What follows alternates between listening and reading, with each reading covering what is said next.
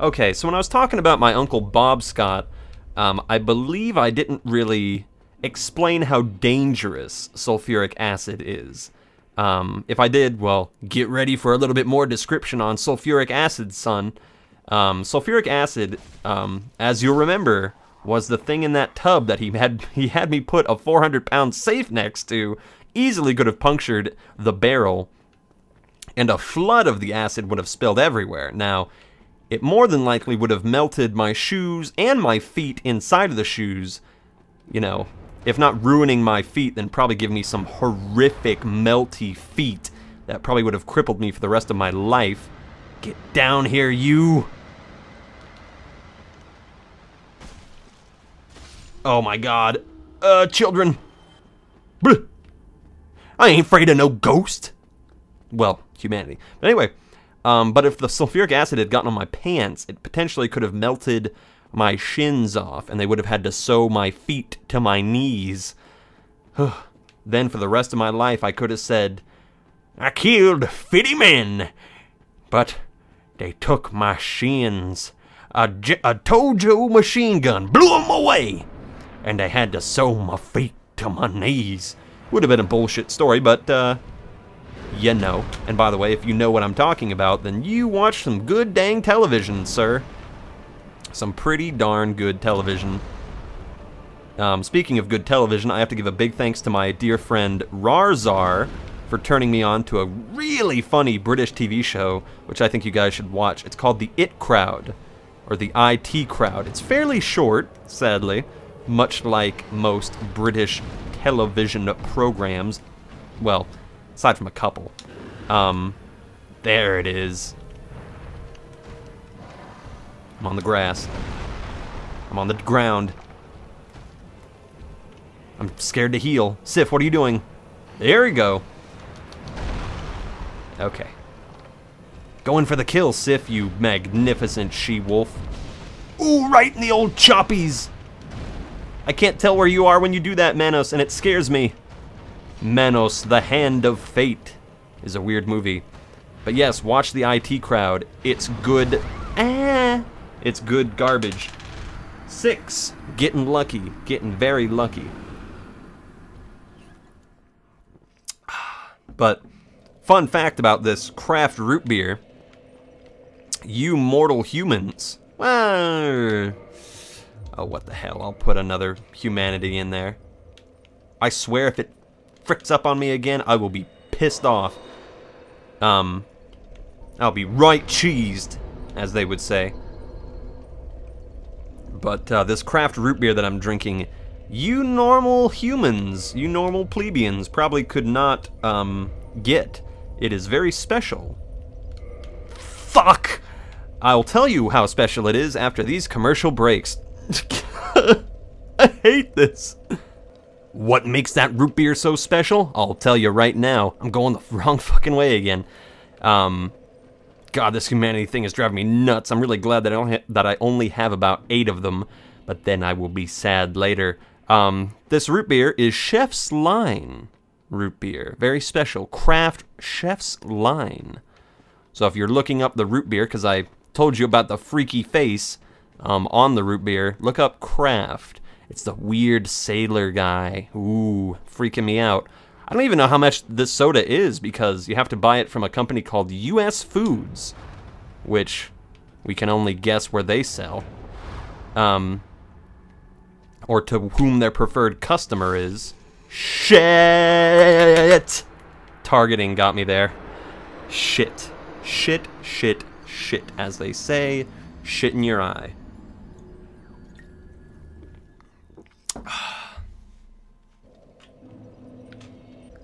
And we're back. Sorry about that. I paused the recording because I just didn't want to go through the guessing game to see if it would crash or not. Don't worry, I'll roll the dice right now. That's a 5. 5, so that's ring slot number 1. And the game did crash, by the way, when I was turning myself human. Or it stuck me at the bonfire, so let's keep it going. Sorry, when I die, I'm just gonna pause it so I can turn myself human again, so that's all well and good. I think I only was able to record for a minute there, so let's really hope I don't die. Otherwise, It won't just be a waste of the humanity. It'll be a giant waste of time. Hey. Anyway. What was I talking about? Yeah, the craft root beer. Just a weird face and a good taste. There was that. There was... What else? Oh, I hate you so much. Get down here. Thank God one hit. See, that's what happened last time. I killed him while being locked on, and then it swings me around, helter-skelter, and it made me lock on to that enemy instead of running away. Lovely. Let's see. What else did I want to clarify? Yeah, the acid would have melted my legs, and then I would have had a bunch of time to record because I pretty much would have been confined to a chair for the rest of my life, or at the very least would have had to get some really freaky robot. Oh, shit. Okay, I'm glad I at least got those on. Sif! Gotcha, I'm learning where you are, dear friend. By the way, this grave is Manos's grave. We never should have woke you up, you weirdo. I mean, look at you now. Look at how big you've gotten. You think you're impressive. You think you're so wonderful with your doctorate in pain. You ain't shit. You never will be. Bloop. Come on. Come on. Oh, the white wolf. Don't wake the white wolf. I believe that's something that is said in The Witcher 3, I want to say. Ooh, look at Sif hacking at the legs. I love it. We can do this together, Sif. Well, you're probably going to die when the dark magic happens, but don't feel bad. I am too. Here we go. I'm surprised Sif did not take any damage there. To be honest, I'm kind of surprised I didn't take damage there. I don't have the charcoal resin equipped right now, which sucks butt. Can I say suck butt? YouTube? Butt isn't an inherently bad word. Hell, it's a conjecture. I mean, come on. If I can't say it sucks a big fat conjecture, then really what is speech even for? Damn. Sif, look out! Oh, get wrecked, puppy dog. Oh my God, I can't see. Don't hurt my dog. It's not my dog, it's Artorias' dog. As a matter of fact, frickin' Manos here is the one who corrupted Artorias. And that's right. Artorias made our main man Artorias all fucked up and made him so strong. As a matter of fact, because Artorias was so strong, I had to go and fight that stupid Fire Sage demon for an hour. So really, Manos, you have almost directly fucked me up by making frickin' Artorias so strong, so corrupted by the dark. How dare you? We could have been friends. Maybe Artorias would have had a fun little catchphrase that all the Souls community could spew on endlessly. Charcoal pine resin. You know, praise the sun and all that. That's the closest thing we have to a catchphrase. I mean, even Mortal Kombat has Get Over Here, or Shao Kahn's insufferably evil laugh. We don't even have that. We just have animal growlings from our biggest, baddest boss. You are chaotic, evil, Manos. I almost said mayonnaise. I can still laugh in your face because I'm feeling fine. Because really, that's what we gotta do when things get hard. We just have to find those little things that give us worth and value, that validate us. And that's been a quest for me, you know. That's been a really hard-fought thing for me through a lot of years. I've had some dark times, ladies and gentlemen. Not nearly as bad as some people. Don't worry, I'm not complaining too much, but I've gone through my share of suffering. And I'll share with you my darkest story once Manos is done. Because it's very fitting. It's very fitting. Damn. It's a very personal story, and if it... Oh, shit. Okay, pendant time. We've got him down. We've got him down to half health. This means anything can happen. His potential is totally unlocked. Let's go. Let's do this, you fat, ugly son of a bitch. Not that being fat is anything wrong. Shoot, if I was talking about that one girl so much. Oh, God. And this is where the pendant comes in handy. Behold that power, though. Here we go. You have to remain on the pendant. I'm not taking the pendant off. Here we go. I might die from his attacks, because he doesn't give a fuck. Sif, can you please get over here and help me? Oh, for God's sakes! 6. 6. 6. 5. Why did I say that? Because that's his health. 6, 6, 6. 5. Because, you know, we can't have quad 6s in here. Why did I take that off? Fuck humanity for right now. I'm beating him as a bacon monster. Fuck humanity. Let's see. I need to tell another quick story. I know I said I only had one more story, except for my darkest one. But, you know, let me talk about that really quick. I'm going to say my qualifiers, because I have every right to be sad and to complain about what's happened to me. But I do recognize that for all my sadness, there's worse out there. But think of it like this when I say my sad story. Because my sad story is about somebody I haven't really talked about ever. My darkest and saddest tale, my darkest hour, is about my father. And I just want to acknowledge right now that, try humanity, I just want to acknowledge right now that my father isn't dead, and he never abandoned me. And I just want to acknowledge all those people who have had to go through those dark, dark times. Because that's worse than what's happened to me. So don't think of it as I'm complaining, and that makes, if you've ever experienced either of those, or worse, I don't know. I'm not trying to invalidate any of your sorrows.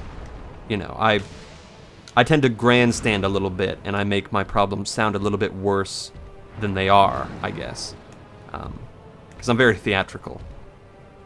But don't take that as, this is the worst thing that ever happened to anybody. You know, I know it's not. Think of it just as me adding, that's a 5, me adding a journal entry, a footnote into the history of sad stories. Okay? I would never say that what's happened with me is any worse than what has happened with you and your father. Or anything like that. Or your sister, your mother, anything. Or maybe you never knew those people. I don't know. I don't want to judge. This is just what has happened to me. And, you know, I think I'll start setting up that story right now, because this story does require a little bit of setup. So, my father was born in Compton, LA, California. That's a hard city to be born in, I'll tell you that much. He didn't live there too long, but it definitely affected him and his life.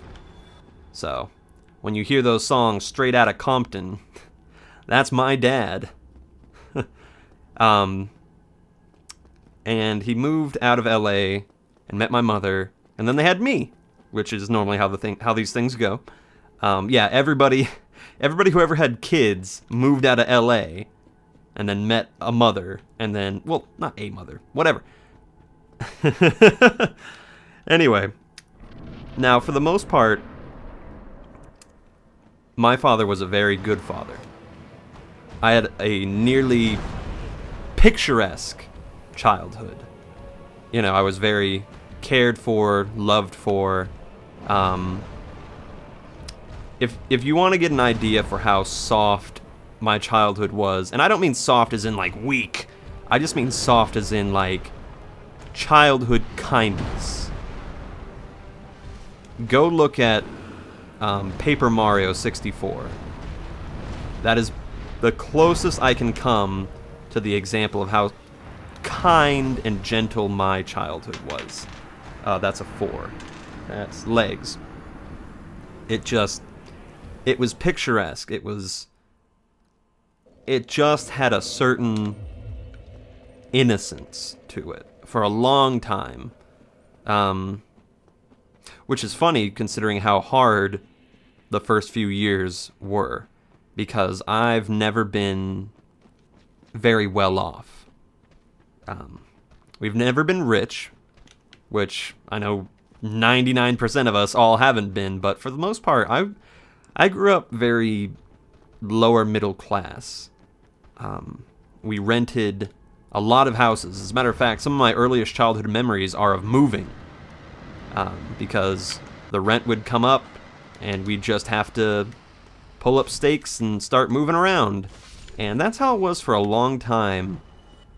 Just, we would get settled, stay someplace for about 6 months, and then the lease would get up. We couldn't afford this place anymore. The money would run out somehow. They shielded me a lot from the worst of it, of all the drama. It was just, hey, pack up all your stuff. We're gonna get moving again. It's a fun game. That, you know, that's one credit I have to give my parents, is they made everything a fun game. And I very much thank them for that, because it could have been a lot worse for me. And then, when I was in the 2nd grade, so I was probably about 7 or 6, I don't know. Probably 7, maybe 8 at the oldest. Oh shit. My grandfather on my mother's side asked us to move in with him because his wife, my grandmother on my mother's side, got Alzheimer's really bad. She didn't know who she was, what was going on, and my grandfather couldn't take care of her because he had emphysema. And sadly enough, so did she. Both of them smoked like chimneys for like 30 years. And when I say smoked like chimneys, I mean their house, the wallpaper was a different color from the inside of the wall. Like, it was brown with nicotine. It was filth. Now that's a 4 again. Legs.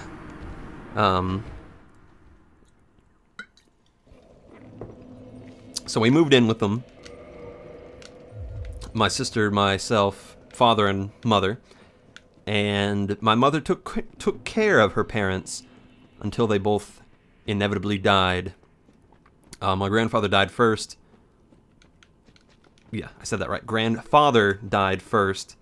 We think he was walking to the bathroom and just keeled over and died. And this was very hard on my mother because she was incredibly close to her parents. She worshipped her parents and still does. She was the youngest of 6 kids, and she was always the baby.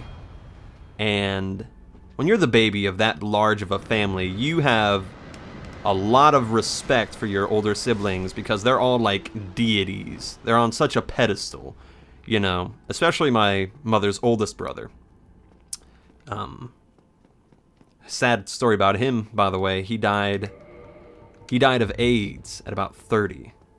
He didn't make it really through the late 80s. A victim of the AIDS war. So that really struck a blow to the whole family. And you know, I think that's probably the reason why I have absolutely no problem with anybody's sexuality, because at a very early age I was told that, you know, Uncle whatever, I'm not going to say his name, even though it really doesn't matter, Uncle whatever, he was a great guy. He did the theater. They actually say a lot that I'm a lot like him.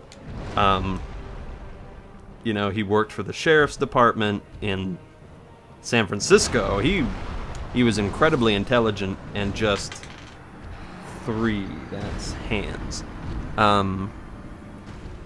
He was a really great guy, and I'm sorry I never got to meet him, because it sounds like we would have gotten along famously. As a matter of fact, I believe that my grandfather, my uncle, and myself are all quite similar in our intelligence and our wit. But sadly, my grandfather died, and my mother had to alone take care of her mother as she descended deeper into Alzheimer's, which I sincerely hope that none of you need to go through that ever. Because even though I was young at the time, I have never seen anything quite as nightmarish as what that condition did to my grandmother. It was just the worst. I remember her cowering in a closet because she didn't know where she was, and she was terrified. Think about that. Hiding under your shirts and dresses, terrified, because you can't remember where the hell you are. That is a chasm I would never want to go into. I know I joked around earlier saying how Alzheimer's runs in my family and how in 60 years I'll be seeing you all again when I'm inevitably pulled in to this chasm and all the old faces swim up like fish in some kind of nightmare glass. But that's just my way of dealing with it, because we have to laugh as we pass the graveyard, because we all know what's gonna happen. We all know, inevitably, all of us are gonna go, and it's not gonna be pretty for a lot of us. So why not joke about it while we can? Because crying about it, at least I've found, is far too depressing. And just because we're crying about it doesn't prolong its inevitability. So, anyway, story continues. And this is a hard part for me to tell, because inevitably my grandmother lost control of her bodily functions, and my mother had to be a live-in nurse, because again, we couldn't afford it. Not at all, taking care of 2 kids. My dad was the only one who worked. He was a manager for John Deere, and he was an irrigation guy, had been since he was 19, and he was really proud of it. He really was a self-starter, go-getter guy who worked very hard to get where he was. Fuck. There we go. There's number 1. Not that it would help me much anyway. Gotta take it off. No more anything. I'm showing it all, everybody. I'm gonna try to reverse hollowing, and I really hope that this doesn't break the flow, because I'm quite entranced by this whole thing. Do I have any souls that I could use to maybe, like... No. Anyway. Maybe I shouldn't hit leave. Maybe I should just hit back. It seems like when I hit back, that helps it out. Bottomless box. Here we go. Run around. Frick. I'll be right back.